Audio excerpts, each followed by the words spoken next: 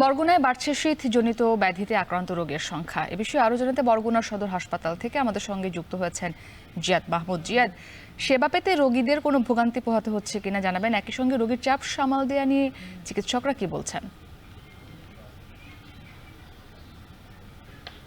মুক্তি, আমি যেখানে রয়েছে এটি উপকূলীয় স্বাস্থ্যসেবার একমাত্র বাতিঘর বরগুনা সদর হাসপাতাল।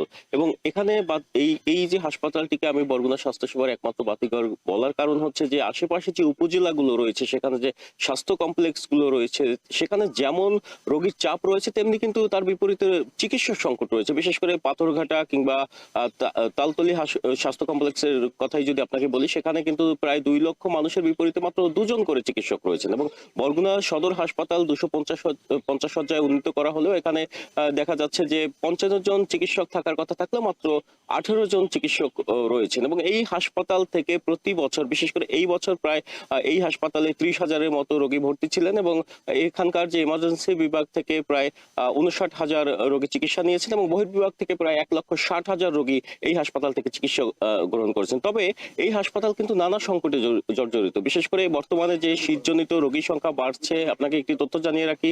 সিভিল সার্জন অফিসের তথ্য মতে বরগুনা জেলায় 1 নভেম্বর থেকে গতকাল পর্যন্ত প্রায় 3,000-এর মতো রোগী ঠান্ডাজনিত ব্যাধিতে আক্রান্ত হয়ে এখানে চিকিৎসা গ্রহণ করতে এসেছেন। এবং এখানকার যে সব রোগী আসছেন তাদের বেশিরভাগই শিশু এবং বৃদ্ধরা, এবং যাদের মধ্যে শ্বাসতন্ত্রের সংক্রমণে আক্রান্ত হয়ে প্রায় 596 জন রোগী এখানে চিকিৎসা গ্রহণ করেছেন। এবং একই সাথে শীতজনিত যে ডায়রিয়া, সেই ডায়রিয়ায় আক্রান্ত হয়ে প্রায় 1526 জনের মতো রোগী চিকিৎসা গ্রহণ করেছেন। তবে এই হাসপাতালে কয়েকদিন ধরে, মানে গত 7 দিন ধরে যে রক্ত পরীক্ষা, সিরিঞ্জ এবং যে অন্যান্য জীবাণুনাশক উপকরণ সহ অন্যান্য সরঞ্জামাদি সংকট রয়েছে। এবং এখানকার কর্তৃপক্ষের সাথে কথা হয়েছে, তারা আমাদের জানিয়েছেন যে ঠিকাদারি প্রতিষ্ঠান যারা এইসব সরঞ্জামাদি সরবরাহ করেন তাদের সাথে কথা হয়েছে, তারা দ্রুত সময়ের মধ্যে অন্তত ব্যবস্থা নেবেন। এবং এখানকার যে চিকিৎসক সংকট, সে ব্যাপারেও এখানকার যে কর্তৃপক্ষ রয়েছেন তাদের সাথে কথা হয়েছে। তারা জানিয়েছেন যে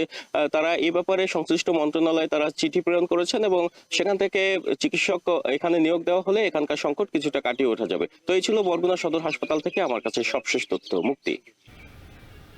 জিয়াদ মাহমুদ যুক্ত ছিলেন বরগুনা থেকে। RFL geyser